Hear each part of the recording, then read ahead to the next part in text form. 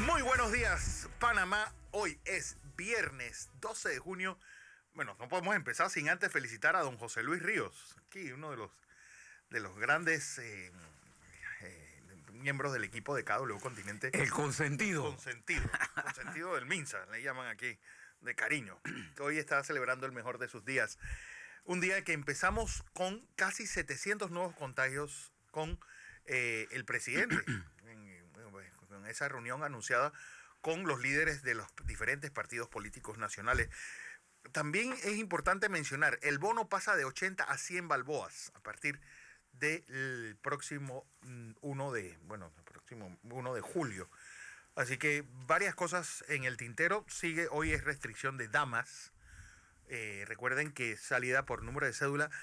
Vamos a hablar hoy varios temas entre los cuales está la industria licorera nacional. Vamos a hablar con el gerente general de la Cervecería Nacional, Juan Antonio Fábrega, sobre por qué se debe abrir y cuál es el impacto que tiene esta industria en nuestro país. En un momento en el cual, pues, yo creo que la revuelta social ha superado al COVID. No solamente por lo que está pasando, sino que en muchos países se están retirando estatuas, porque están pues destruyéndolas. Pues, incluso la de Baden-Powell, fundador de los Scouts, se le acusa ahora de racismo también. En un momento en el que en los Estados Unidos, lo ocurrido ayer en Seattle, pues vamos a analizarlo con frialdad. Igual lo que está pasando en Brasil, donde su vicepresidente, que es un general retirado, dice que no hay nada que amenace a la democracia. Cuando los militares dicen una cosa hay que entenderles otra. Don José. Buenos días, Fernando. Buenos días a toda nuestra audiencia. Buenos días a todos los que nos siguen en KW Continente por radio y en televisión en Canal 21 Next TV. Oiga, saludo al consentido. El consentido, hombre. Él es el consentido aquí de todas las muchachas. Y no solamente de las muchachas, sino en el Minsa, donde él va. Es un gran periodista, un gran amigo, una gran persona. Feliz cumpleaños, Solís. Oiga, algunas cosas internacionales. Están pasando tantas cosas que es complicado extraer un resumen para ustedes de las cosas que a nuestro juicio pueden ser útil para la comprensión de la magnitud de lo que está ocurriendo. Les doy algunos indicadores para hablarles de las cifras del coronavirus después. Ayer quedé sorprendido por una serie de eventos. Fernando, le comentaba muy temprano a Fernando, que es un hombre que maneja la historia, conoce los Estados Unidos, Europa. Están pasando tantas cosas simultáneamente que sin duda estamos frente a un proceso de insubordinación del orden judicial internacional y estamos frente al resurgimiento de grupos que se levantan contra la opresión de un sistema que lo ha llevado a la pobreza y pobreza extrema. En nuestro continente, en los Estados Unidos, Brasil, para decirle en nuestro continente, en Europa, para decirles en España. Europa molesta con los Estados Unidos en un grado cada vez más superlativo. Y asistimos a una especie de revuelta en los Estados Unidos, en todo sentido. Por ejemplo, ayer, Fernando, las bolsas de valores ayer, y claro, cuando pasa esto, el presidente Trump no habla de lo que viene de fuera. Ayer las bolsas de valores cayeron vertiginosamente. El Dow Jones cayó casi 7%, igual que el Nasdaq y el Standard & Poor's 500, la caída más grande desde marzo. ¿Por qué? Por el temor a la economía y por el temor al rebrote del coronavirus, el COVID-19. En los Estados Unidos hay 17 estados que han visto en incremento no solo los casos, sino el incremento de la hospitalización y del uso de los cuidados intensivos y semi-intensivos. Y ahí el riesgo, que señala siempre el doctor de la Rosa. Pero no solamente eso, José, sino que, atención, porque ayer la página de la OPS, de la Organización Panamericana de la Salud, habla de una situación fuera de control con el dengue en América Central y México. Solo en Honduras, 100.000 casos, 180 muertos, 22.500 muertos contagiados ahora mismo en Nicaragua. San Pedro Sula solamente tiene 47 camas disponibles en toda la ciudad. Y ojo, porque la mayor parte están ocupadas por personas con dengue, no con coronavirus. Así que estas lluvias que están cayendo, ojo con lo que esto puede traer a nuestro sistema de salud en Panamá. Entonces, este hecho ayer de la caída, el Dow perdió 1.820 puntos, ayer aproximadamente, está asociada a un comentario que hizo el jefe de la Reserva Federal de los Estados Unidos, jefe no, el presidente, porque eso es un colectivo. Es un colectivo, sí. Son 13 bancos. Dijo que él ve la recuperación del el desempleo en los Estados Unidos será más lento. Hasta el año 22. Hasta el año 22. Entonces la gente al miedo a restricciones que va a haber que poner en algunos estados, a la rentalización, incremento de la tasa de descenso de la economía global, del comercio, pone presión en la economía. Eso es un problema que pasó ayer y que lo estamos viendo nosotros aquí también. Entonces, nosotros les planteo esto porque ayer la Unión Europea dio a conocer datos que son de extremada preocupación. Por ejemplo, en el mes de abril, la economía del Reino de Inglaterra, del Reino Unido, cayó 20% en abril. Y se estima que en el año la caída de Inglaterra puede llegar entre el 9 y el 15%. En menos 9 y menos 15%. Pero en abril cayó en menos 20% el PIB. En Europa en general, y particularmente España, Italia, Francia. Van a caer en números entre menos 6 y menos 9, más con tendencia a menos 9. Igual que Alemania. Pero además de eso, una Europa irritada por su enfrentamiento con los Estados Unidos. Ayer nada más, el secretario de Estado de los Estados Unidos, Mike Pompeo, expresando el sentir del presidente de la República de los Estados Unidos, anunció que ya había firmado el presidente una orden ejecutiva para tomar sanciones contra aquellos jueces de la Corte Penal Internacional, el CPI, una de las cortes más importantes del mundo, que viene del consenso de Roma. Nosotros somos parte de eso. De la posguerra.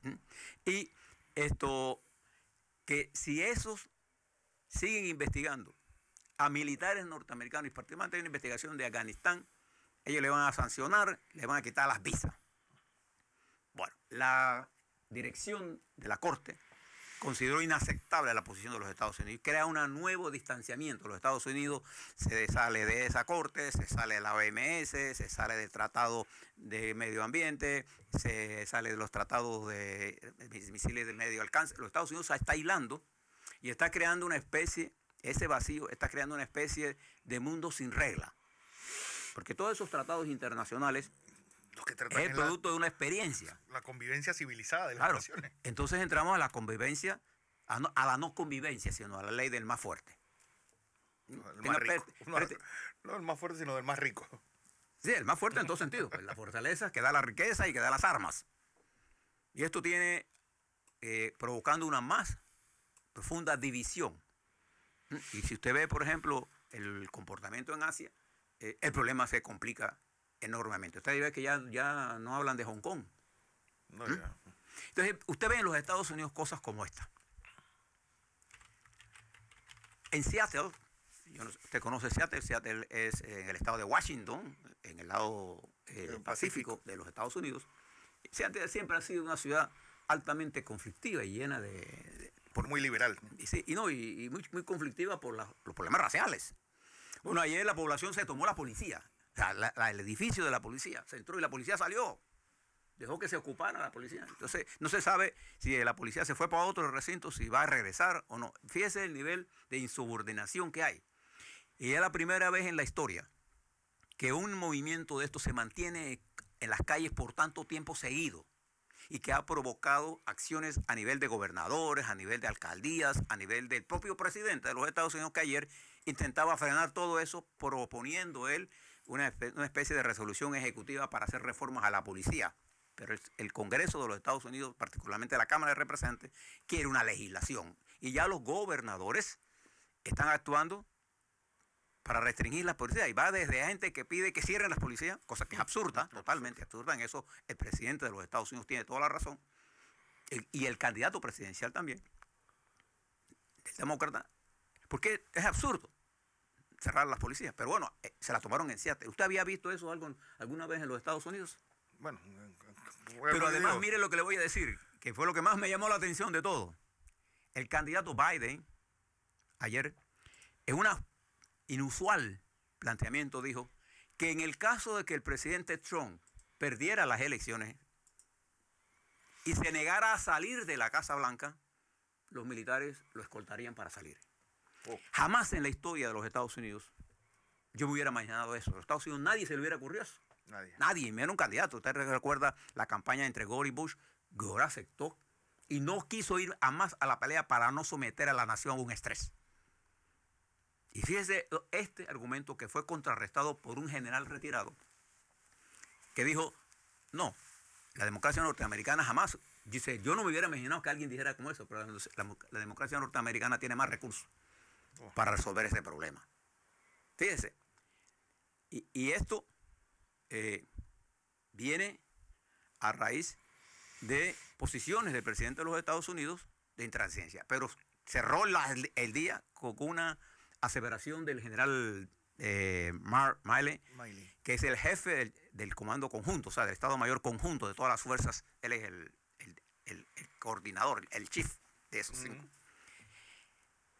Hace una declaración vestido, mi querido amigo, de general del ejército, vestido de militar, diciendo que le pedía disculpas al pueblo norteamericano por estar presente junto al presidente en el acto político que se dio cuando él tomó la foto frente a la iglesia de San John en Washington, que fue un error de su parte, porque el ejército de los Estados Unidos no puede actuar en la política interna, y consideró ese un acto de política interna.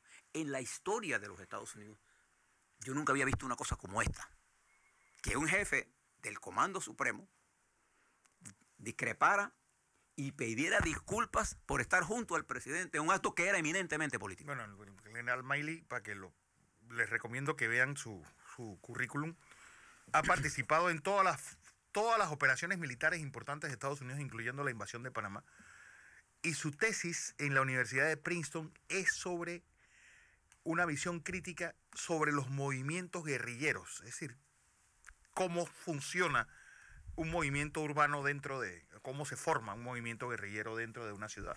Él es un gran teórico, además, bueno, a estos generales de Estados Unidos son gente graduada. No, en Princeton, estamos hablando de alguien graduado en una Ivy League. Sí, estamos hablando de la Grandes Ligas. Entonces, este general no solamente dijo eso, dijo que todo el movimiento que se está desarrollando por los derechos humanos de las minorías afroamericanas y de las minorías latinas habían sido pacíficas, pero sí había gente, pero eran pacíficas, que así se comporta una democracia. Eso fue un evento político muy importante en los Estados Unidos. Ahora súmele esto a un documento que se los recomiendo. La Fundación Konrad Adenauer dijo que en esta etapa de la nueva situación que hay global, creada por el coronavirus y la contracción económica global, no hay espacio para el populismo.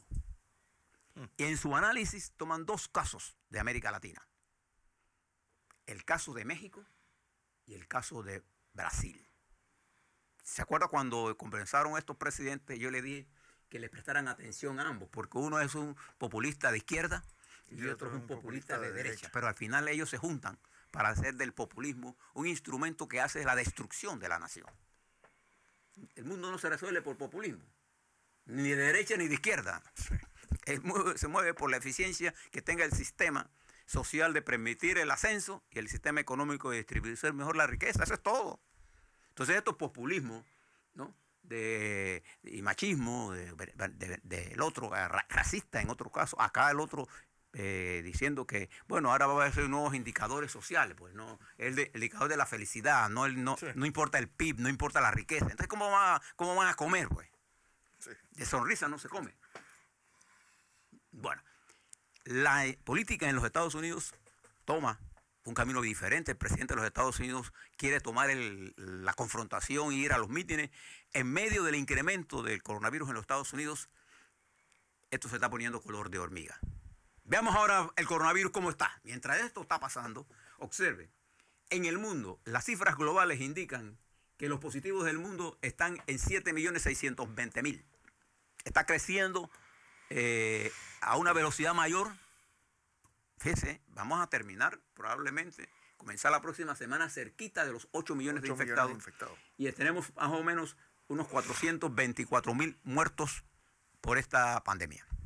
En los Estados Unidos hay más de 2.090.000 personas contaminadas y ayer solamente había 22.000. Y 116.000 muertos en los Estados Unidos. La nueva proyección indica que a octubre 175.000 norteamericanos podrían morir, de acuerdo al nuevo modelo de proyección que se ha hecho en los Estados Unidos. Hay muchos modelos, para que usted sepa. Nada más tomo uno como ejemplo. Pero quizás el ejemplo de América Latina más dramático es Brasil, que con cerca de más de 805.000 positivos, ocupa el tercer lugar, muy pegado del segundo en número de muertos. ¿Cuántos muertos tiene? Cerca de 41.300. ¿no? Vamos a ver. 41.300 creo que Bueno, ayer para hacer más patética o más evidente esta desgracia en Brasil, llenaron la playa de Ipanema de cruces, como si fuera un cementerio. 40.919 muertos, 802.828 infectados. Inglaterra, que ocupa el segundo lugar, ahora mismo está cerquita, pero la tasa la velocidad de muertes en Brasil es mayor y es probable que este fin de semana o al inicio de la próxima semana Brasil se encuentre en el segundo lugar. Y las proyecciones indican que Brasil, a la velocidad con que el virus se está diseminando, cerca de 20.000 por día, 25.000 detectados, puede tener una mortalidad de más de 120.000. Ese resfriadiño que el populista del señor Bolsonaro mencionó así, está creando ya en Brasil. La situación económica es que Brasil va a crecer en el 20 a menos 7%. Y México va a crecer entre menos 5 y menos 9%. Ese es el rango. O sea, los dos populismos de derecha e izquierda están llevando a esos países al desastre. Al desastre. Veamos algunos números de nosotros, Fernando, antes de irnos para el otro. Espérese. Antes de ir, yo quisiera, Fernando, recomendarles a ustedes. Ayer tuve la oportunidad, esto me lo mandó un colega. No soy médico, un colega profesional. Acuérdese que, bueno, no voy a decir nada. Se llama el número reproductivo básico, RO, consideraciones para su aplicación en salud pública. Este es un tremendo estudio. Se lo recomiendo. Aquí están los modelos, cómo se calcula el RO, pero más importante, la importancia del RO y lo que no es la importancia. Hay gente que cree que el índice de reproducción del virus es todo. No. Epidemiológicamente hay muchas más variables. Por ejemplo, en nuestro país el índice de reproducción ya sabemos que está alto. Ahora eso deja de ser importante para nosotros para mirar otros indicadores. Se los doy de inmediato. Fíjese lo que está ocurriendo y si me ayuda Noemí, que ayer me dio una sorpresa. Opa. No lo voy a decir en público. Con las curvas. Con las curvas.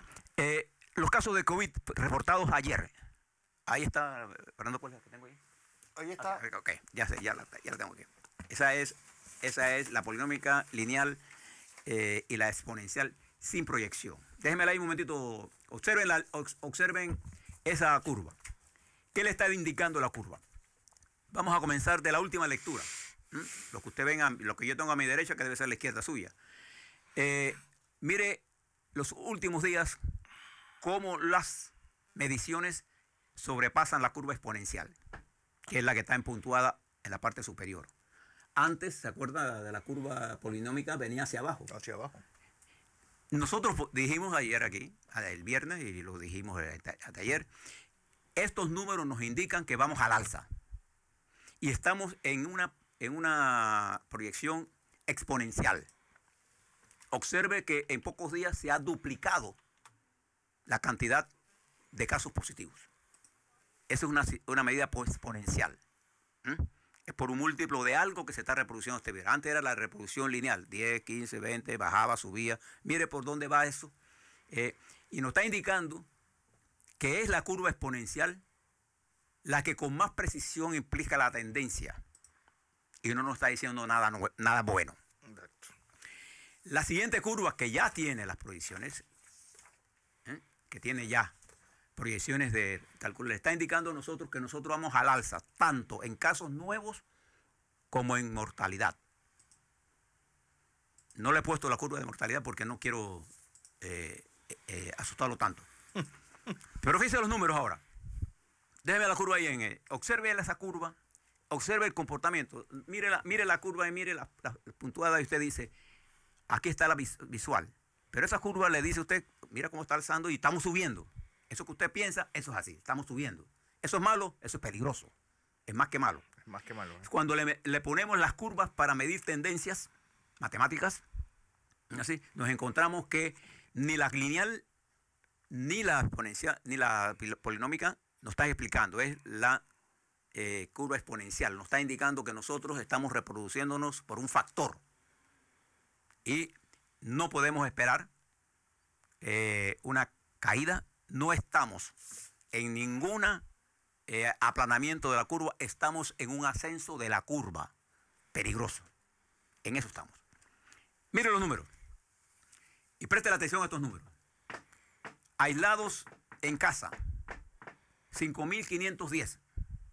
A nosotros nos interesaría que epidemiológicamente nos explicaran estos aislados en casas cómo están, en qué tipo de casas están. ¿Cuál es? Porque para poder ver el problema epidemiológico tenemos que ver la situación social que rodea, Fernando, al afectado. No es lo mismo una casa que tenga 4 cuartos y que uno pueda estar aislado, o una casa que tenga solo un cuarto y todos duerman ahí. Y todos duerman ahí. Y hay que entender el problema social para poder enfrentar la epidemia. No le podemos referirnos a todos los panameños con el mismo lenguaje. Y es por eso que se requiere la participación de los gobiernos locales en forma efectiva para ayudar a la cuarentena, que no resuelve el problema del virus. La cuarentena, las medidas de contención o de cuarentena solo, de mitigación, solo tiene un propósito: detener la velocidad de reproducción del virus mientras yo me preparo en la red hospitalaria para el peor escenario. Exacto. Y el peor escenario con este virus, dado su nivel de reproducción que vamos a tener, no vamos a tener cama para los enfermos. Eso ya lo hemos visto en Italia, lo hemos visto en España, lo hemos visto en Perú, lo hemos visto en Bolivia, en Brasil, en México. O sea, no es que estamos hablando de cosas que no pasan. Observe lo siguiente. Hospitalizados en sala hay 390. Y ha aumentado el número de hospitalizados en sala, como ha aumentado el número de gente en cuidados intensivos. Estamos en 96. Recuerda que estuvimos en 77. ¿Se acuerdan? Hace unas semanas. Preste la atención a estos. Y cuando vemos el porcentaje de casos intensivos con respecto a total, claro, te va a haber alguna bajada porque tenemos más mediciones. Pero preste la atención ahora al número absoluto, que es el que importa cuando se trata de las camas. En algunas cosas, por ciento de casos intensivos con respecto a total de operación es 18,5%. Fíjese los casos en personas de 60 años y más. Hay 2.391 casos. Defunciones de personas de 60 años o más, 306. La letalidad en este grupo etario sigue siendo de 12,8%. Es decir, 13%. Casi 6 veces más que el promedio de la letalidad global. Entonces eso nos está indicando, este es un indicador epidemiológico que nos dice que algo está ocurriendo aquí.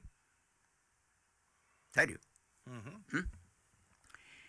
Las defunciones, la letalidad en personas de 60 años es de 12,8%. La letalidad del país, en porcentaje de 5,69, la relación de letalidad con personas de 60 años y más es de 80%. El 80% de las personas que mueren tienen más de 60 años o más.